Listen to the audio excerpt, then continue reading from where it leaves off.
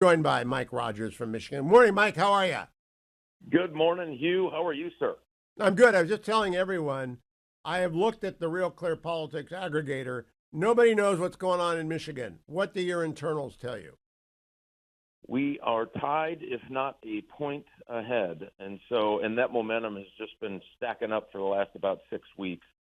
All the recent polling and then all the external polling has us either tied or a couple of points ahead. We had one that had us 3 points ahead. Yesterday came out, we were tied. So I think we're in that band of being tied right about now. So this is good news for us. Being in Michigan, being a Republican, being tied going into October, that says good things for November 5th. Well, tell us a little bit about when people start to vote there and your website where they can contribute if they want to help you out. Well, if you want to change and flip the Senate, this is the place to pull a few bucks out and send it along. Every little bit helps. It's Rogers, Rogers, for Senate.com, RogersForSenate.com. Voting has started, so we have early ballot voting is out. We'll vote in person 9 days before the election, but there's a ton of ballots out there. So keeping us up on TV between now and the end really, really important. So every little bit helps. Now, Mike, you're a professional. I got to ask you something. I'm in Maine. I leave next week to go to the Beltway for the big event. And the question is, why is Kamala Harris advertising on Hulu in Maine? Now, the Portland Hulu outlet, no doubt, gets northern New Hampshire. But what does that tell you about the national campaign when they're micro-targeting Maine? Well, listen, I think they're in trouble everywhere, Hugh. Issues are going to matter in this campaign because it personally affects every single American, every single Michigander. And it's because your groceries are up, your gas are up, your all of the problems that the Democrats have brought to you, including a wide open and dangerous border and fentanyl problem. That is what the Biden-Harris agenda has brought you. And so I think they're trying to make sure that they don't lose certain aspects of their base. They're still advertising to their base. That tells you they have problems. And so the oldest rule I remember, Mike Rogers, and you ran many times when you were a member of the House. Before that, you were an agent with the FBI, is that if they're talking about your issues, you're winning. And they are talking about Republican issues. So I would assume that we are winning. Let me play for you, though, the key cut of the campaign from Tuesday, cut number 2, Kamala Harris on The View. Well, if anything, would you have done something differently than President Biden during the past 4 years?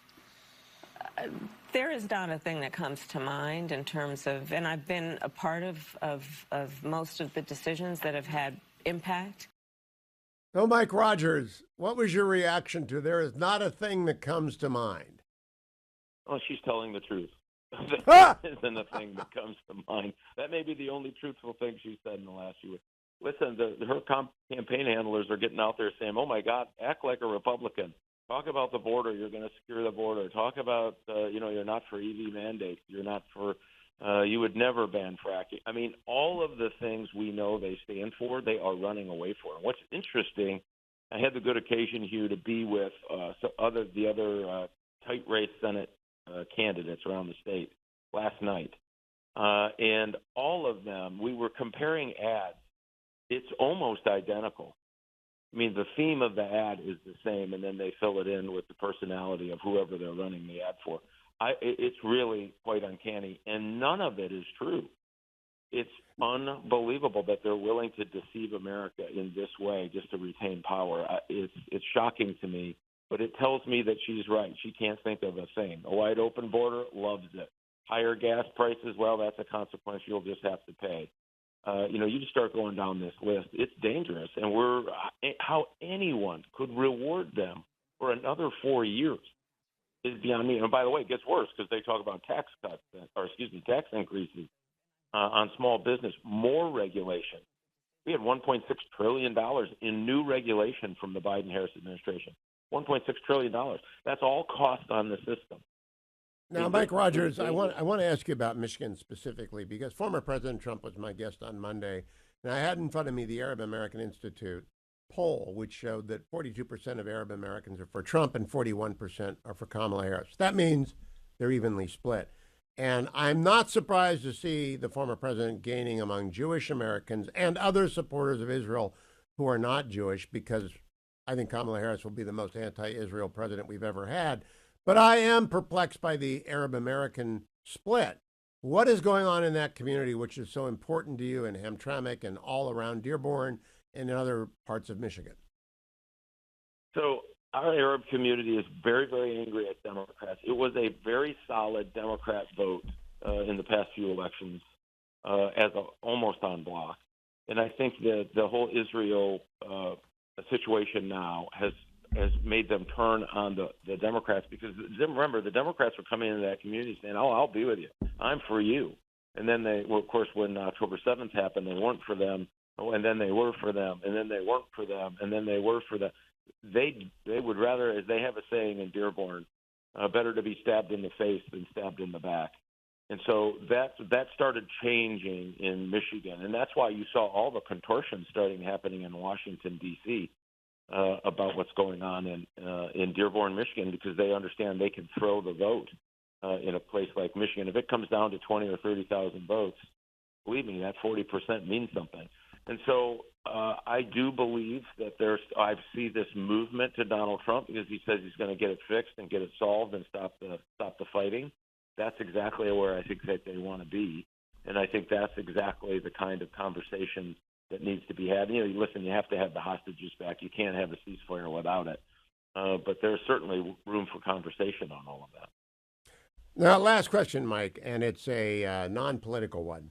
I am a Cleveland Guardians fan from birth. We have not won a World Series in my lifetime, and I'm 68. Yesterday, the Tigers blanked us 3-0 to go ahead 2-1 in a best-of-5. We're back at Tiger Stadium today. I think Bibby's going for us, who's our ace. That robot you've got doesn't pitch until Saturday if we get to Game 5. What's that do to a campaign? I'm just curious. Do you go to the Tigers game? Do you hang around Tiger Stadium, or do you go somewhere else? A little bit of both. I mean, this is huge for us. I mean, we have the sitting national champions, the University of Michigan. We have, the Lions are on the march, and the Tigers, I think, are going to do it again. And so you think about the energy that gets to the state. It's a feel-good thing. And by the way, 30 years since the national championship came to Michigan, and 30 years since we elected a Republican senator, this just tells you that we're all on the move.